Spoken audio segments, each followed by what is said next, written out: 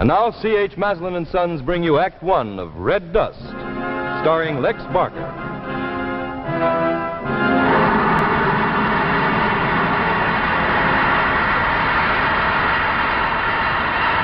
Well, we're off again. On our way home. First men to reach Alpha Centauri. The first men to reach a solar system outside our own and live to tell it. Except the two of us we left buried back there under that red dust. Look, Charlie, before you start crying about Kelly and Schwartz, remember we've got a long way to go before we reach Earth. So save your tears till then. You may need them for yourself.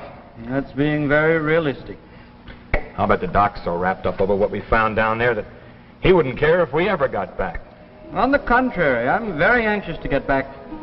Alpha Centauri had a remarkable civilization, centuries in advance of ours. We'll benefit beyond measure from this accumulation of its knowledge we're bringing back. Makes us look like babes, huh? I'll never forget it. Those great, magnificent, shining cities. Yes, but no life. How weird. Completely deserted. Everything dead. Covered with that strange pink dust. They must have all died down there in some epidemic. And the dust just settled.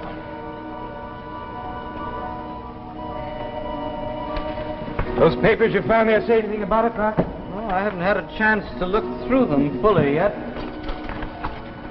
Say, where'd all this dust come from? We must have picked some of it up before we left. I thought we cleaned up the ship thoroughly. We were so careful. Let's see. It's that red dust from Alpha. It's all over the place. Boy, will I be glad to get back to Pittsburgh. Yes, it's the same dust that was covering Planet A. Strange how persistent.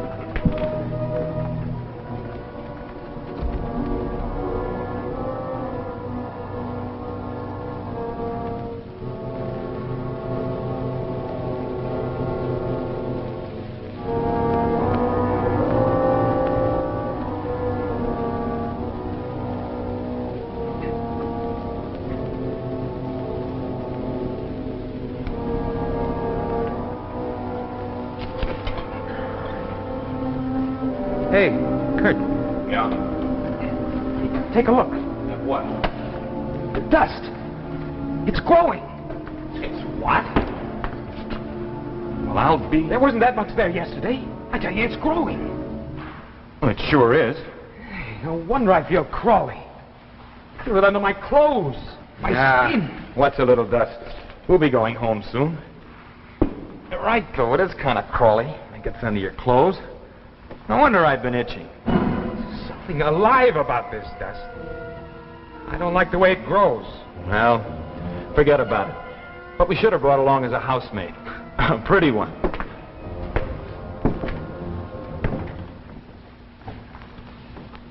It's a good thing we'll be getting back to Earth again in a few days before this dust gets any thicker. At the rate it's been spreading, in another week we'd have to fight our way through it. Time for the shots again, Doctor.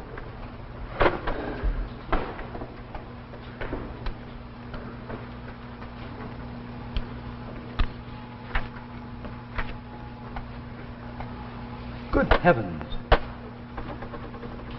Was that the radiation shot? Sure. Have we all been getting them? Well, except Kelly and Schwartz, before we landed on Alpha Centauri, they claimed they were allergic. They got reactions. They didn't think they needed them. That cost them their lives. What? But we checked before we landed. There was no radiation on Alpha. The radiation is there. On my finger. The dust? Dust. But I thought that they caught something that we didn't, that we were immune to somehow. Oh, it couldn't be the dust. Well, the ship's full of it. Our skin, our clothes. Then why did we survive? The radiation shots? Apparently.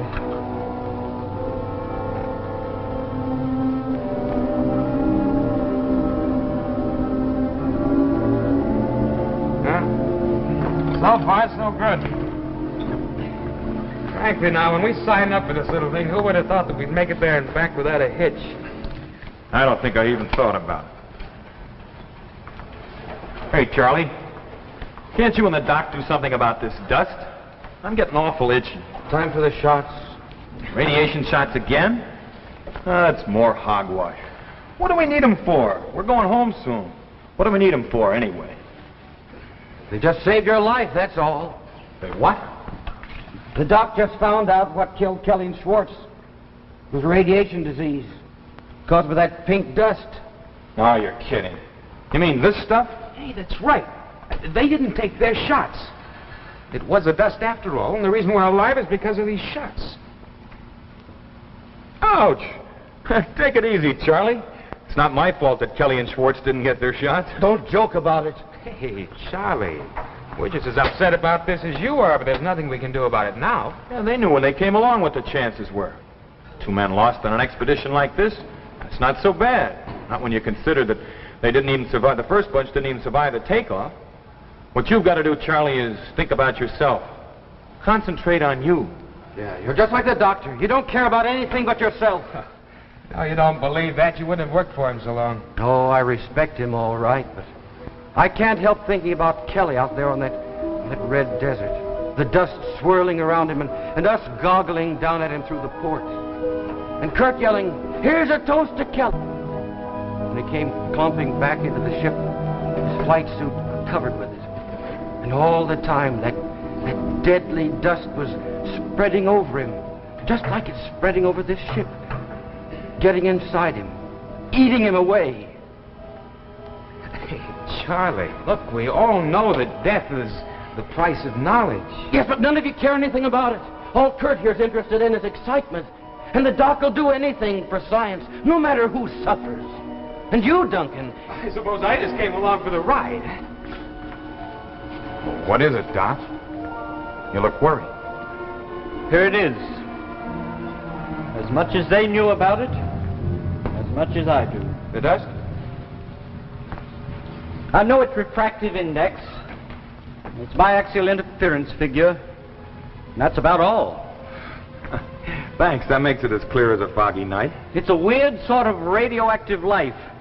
A virus that attacks any living matter that comes near it.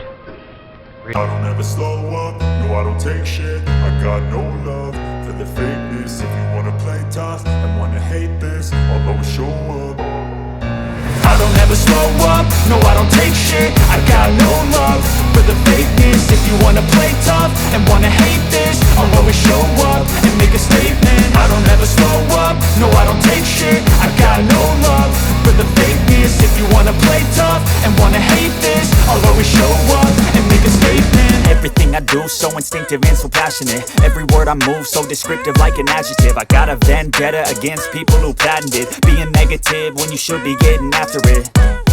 I got facts over tracks, this and that. Spitting slow, spitting fast, I could roast, I could gas. Think I'm okay at last, but I don't know if that can erase all the past. And the pettiness, a reflection of the emptiness. Hilarious, you think you're worth my time, you're delirious. Mysterious, because you hide behind a fake exterior. Inferior, you know I'll always be a bit superior. Get off of me, this ain't no humble brag. I want you to hear words. Radiation slowing it down perhaps 10 or at best 15 years. 10 years? 10 years to die in? But we can't let that happen. You've got to do something. There's nothing I can do, Charlie, not even for myself. But to die like that, waiting for... Charlie, snap out of it. That dust searing the life out of us. Charlie, it's just another medical problem for the doc and the boys at Science Center to figure out. They've got 10 years to do it in a breeze. They didn't come up with an answer in Alpha Centauri, did they? You're gonna die, Kurt. Big, brave Kurt. You're just like all the rest of us. You try to prove all the time that you're better, but you're gonna die. Hey, Kurt, stop it. Can't you see he's hysterical? Well, he had it coming to him. Charlie, you're just tired. Get some rest. Got a grip on yourself. Well, that's the way it's gonna be. What this needs is a drink.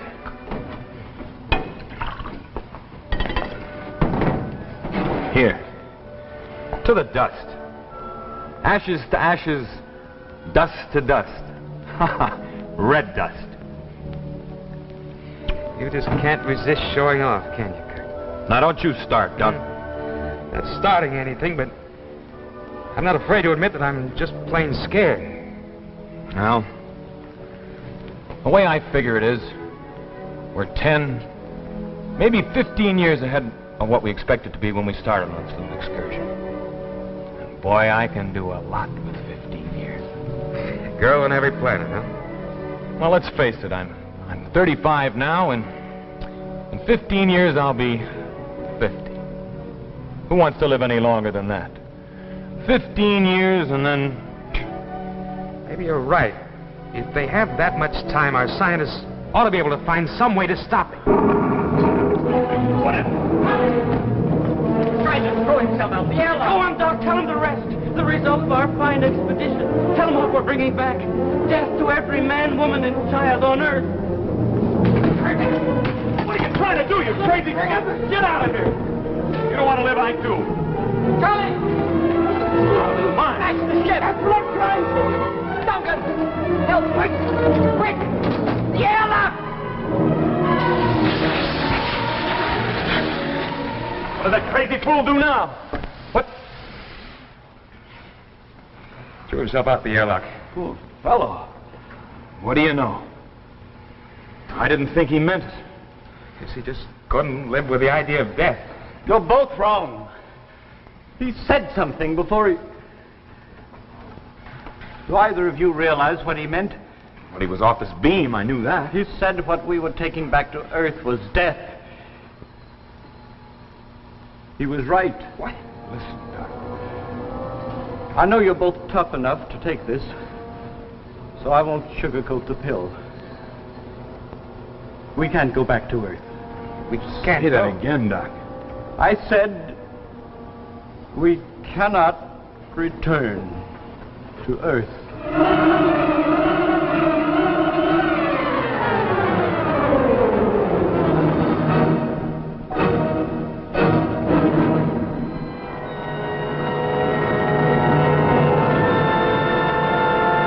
In just a minute, we'll bring you Act 2 of Red Dust, starring Lex Barker. I'd like to use that minute to good advantage. I'd like to introduce a member of the Maslin quality family. Here it is, Cantata, a Maslin Beauty Blend broadloom. Cantata is a Wilton weave, and that means that the yarn is woven right through to the back. That ensures extra long wear, gives you a hidden cushion of yarn under the pile.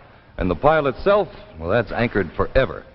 A Cantata features a sculptured design in 2 pile highlights for extra decorating value. And the texture, that's of heavy grow point, a really luxurious value at about $11.95 a square yard. See Cantata at your Maslin dealer. It comes in several delightful colors chosen to complement your room and flatter your furnishings. The lovely sculptured design of Cantata is highlighted in dark and light green, gray, beige, beaver, and cardinal red. Furthermore, Maslin brings you this richly designed, budget-priced carpet, Cantata, in widths up to 12 feet.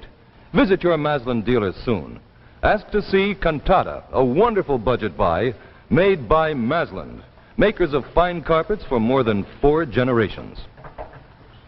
And now Maslin brings you the second act of Red Dust, starring Lex Barker. Look, Doc, start at the beginning and go back. Why can't we return? That should be obvious, Kurt. Kelly, Schwartz, Charlie, Duncan, you, even the doctor. If we landed, do you think the red dust would stop with us? We'd contaminate everything we even came near. And then it would spread outward until there was nothing but one great sterile pink desert stretching from pole to pole. When we get back home, they'll get rid of those red bugs in no time. The system of Alpha Centauri had scientists working with advanced techniques we can't even begin to understand, and they couldn't get rid of the dust. No. One boneyard in the galaxy is enough, Kurt. Well, what do you want us to do? Hang a bell out in front of the ship and go wandering around through space, jangling it, yelling unclean? Not quite. When we reach radio contact point, we'll be able to transmit all the valuable information and knowledge we've gathered. Once we've done that, our mission will be accomplished. Then the only thing left to do will be put the overcharge on emergency power, throw the converters out of phase, and then wait for them to explode. One quick, clean sunburst. Now, I'm sorry, Doc, but I don't agree with you. I don't believe in suicide for any reason, yours or Charlie's, and that's what this amounts to. It's not the same thing.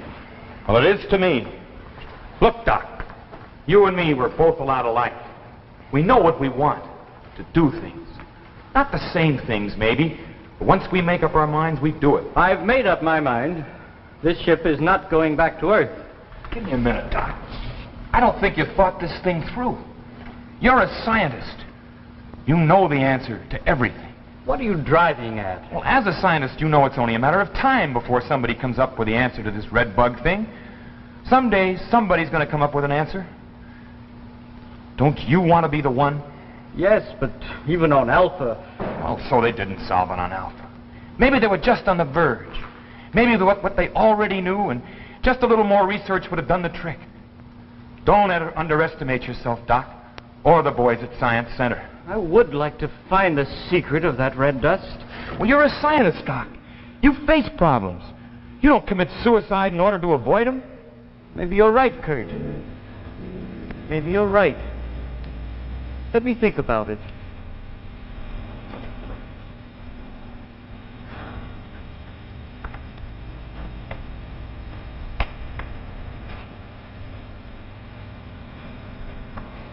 Well, how'd I do, Dunk, old boy? Maybe you're right, Kurt. But I don't think so. Look, I just spent a lot of time talking old Davidson out of his screwy ideas. Now, I'm not going to waste any more on you. Don't you want to live? Sure. Sure I do. But so do several billion people down on Earth. So with Doc's radiation shots are in the same boat we are. They've got 15 years to live just like the rest of us have. Maybe men like you, ones who take the big chances, are important. And men like Dr. Davidson, too, but somewhere along the line, the others, the unimportant ones, have to be considered. Otherwise, what you and the doctor accomplish means nothing. I worry about Kurt Benster. Whether you realize it or not, you've got a bigger responsibility than that. The others may not mean much to you, Kurt, but you can't murder a whole system just to add a few more years to your life. Now you make me laugh, Dunk. That system's not so hot. It can be. It can. There's hope. If you take this ship in, there won't even be that. You kill me, Dunk. Here I thought you were so calm, cool. Why, just look at you when you get all worked up. Maybe the doctor will listen to me. I gotta talk some sense into one of you. Hold it, Dunk. Get over there and sit down. What do you think you're doing, Kurt? You can't scare a man who's already slated to die. Yes, but I can scare a man who doesn't want this ship to get back to Earth. Now sit down. What is this? We're just having a little discussion, Dunk and I. Put your gun away, Kurt. I heard your discussion. Now, what'll it be? Kurt, you said you thought we were very much alike in some ways. Well, you're right. You lose, Dunk, old boy. This ship goes back to Earth, red dust and all. Radio contact! There we are, Dunk. Over there.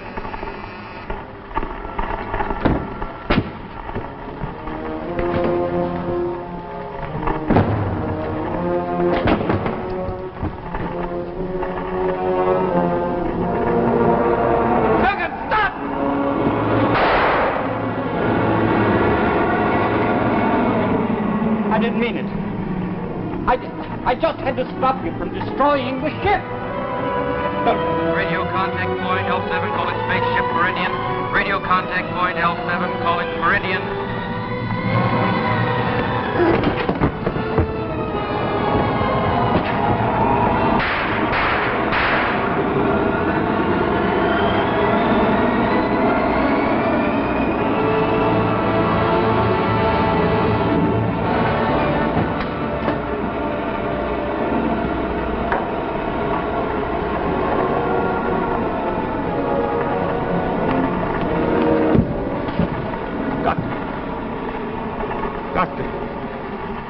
I know you're a scientist. You mustn't take the Meridian back to Earth. Give them a chance. Radio point 7 calling spaceship Meridian. Radio contact point L7 calling Meridian.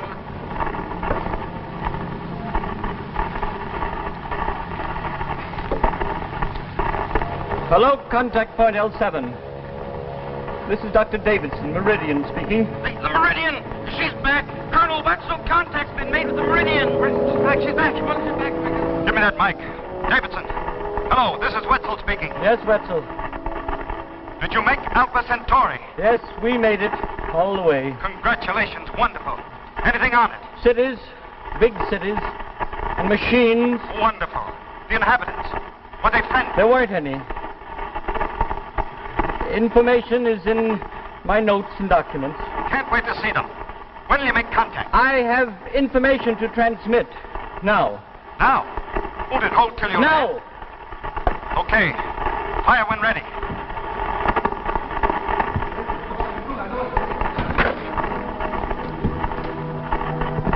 Ready.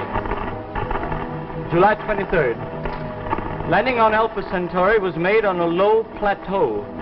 Longitude 37 degrees 28 minutes, latitude 49 degrees 54 minutes, as reckoned on the Van Dusen astronomical projection. An analysis of the atmosphere revealed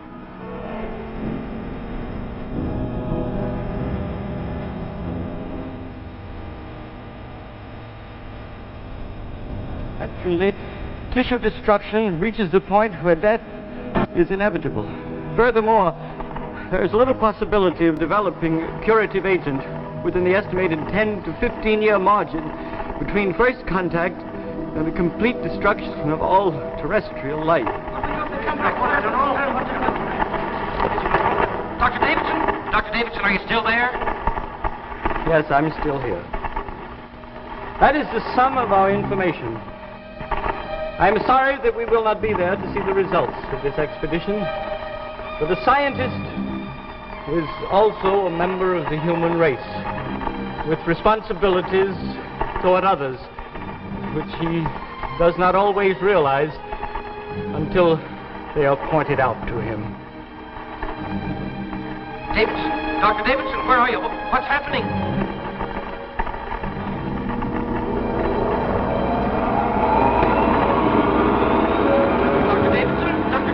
Action is being taken to ensure that the Meridian and what remains of her crew do not return to the Earth. Meridian ending transmission. Approximate location, 7th lunar section. Estimated time of arrival, not given.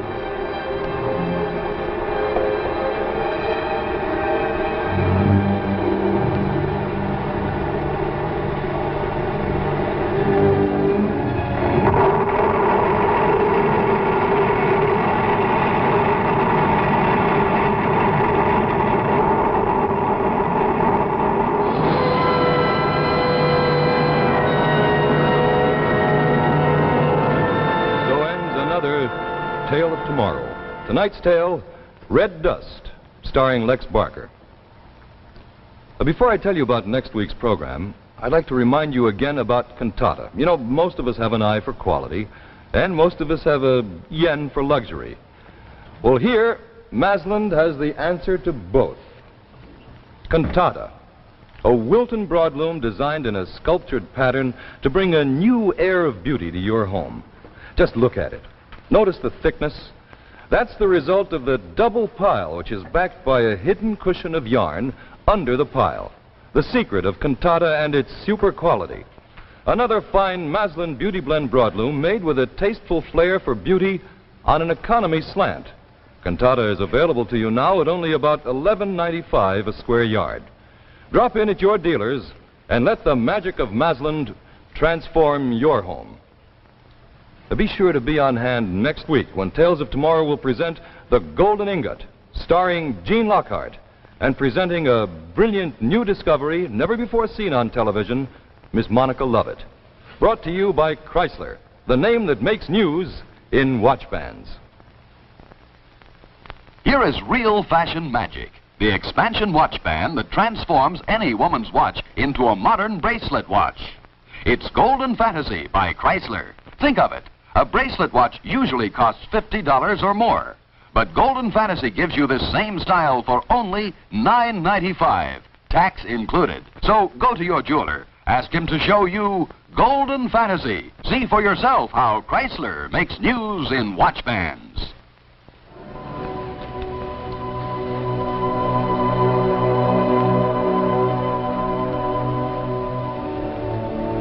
Adapted from a play by Theodore Cogswell.